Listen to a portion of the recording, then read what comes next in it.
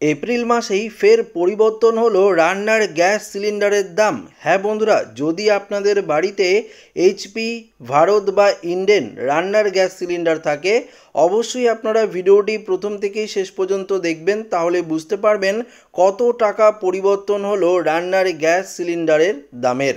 তো একটু মনোযোগ সহকারে দেখবেন।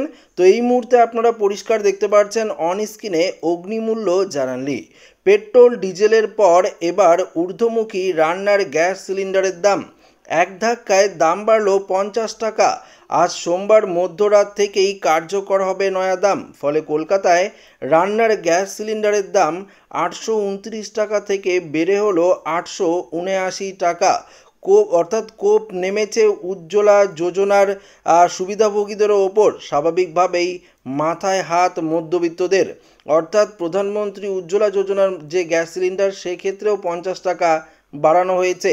দেখুন এখানে কি বলেছে। সোমবার সাংবাদিক সম্মেলন করেন পেট্রোলিয়াম প্রাকৃতিক গ্যাস মন্ত্রকের মন্ত্রী হরদীপ সিং পুরী। সাংবাদিক সম্মেলন করে তিনি বলেন, সিলিন্ডার পিছু দাম বাড়ল 50 টাকা। ফলে প্রধানমন্ত্রী উজ্জ্বলা যোজনার সুবিধাভোগীদের জন্য সিলিন্ডারের দাম 500 টাকা থেকে বেড়ে হলো 550 টাকা। 2 থেকে 3 সপ্তাহ অন্তর গোটা বিষয়টি পুনর্বিবেচনা করে দেখা হবে। ফলে আগামী কয়েক সপ্তাহের মধ্যে দাম আরও বাড়তে পারে বলে আশঙ্কা করা হচ্ছে। এমনিতেই দেখতে পাচ্ছেন রান্নার গ্যাস সিলিন্ডারের দাম 50 টাকা বাড়লো। আগামী 2 থেকে 3 সপ্তাহের মধ্যে আরও কিন্তু গ্যাস সিলিন্ডারের দাম বাড়তে পারে, এমনটাই কিন্তু আশা করা হচ্ছে। দেখুন এখানে কি বলেছে। 2024 সালের মার্চ মাসে নারী দিবসে রান্নার গ্যাসের দাম 100 টাকা কমিয়েছিলেন প্রধানমন্ত্রী নরেন্দ্র মোদী। তারপর 13 মাস ধরে রান্নার গ্যাসের দাম পরিবর্তন হয়নি। এবার এপ্রিলের এক ধাক্কায় 50 টাকা দাম বাড়ল কেন্দ্র, যার জেরে স্বাভাবিকভাবেই সমস্যায় পড়ল মধ্যবিত্তরা।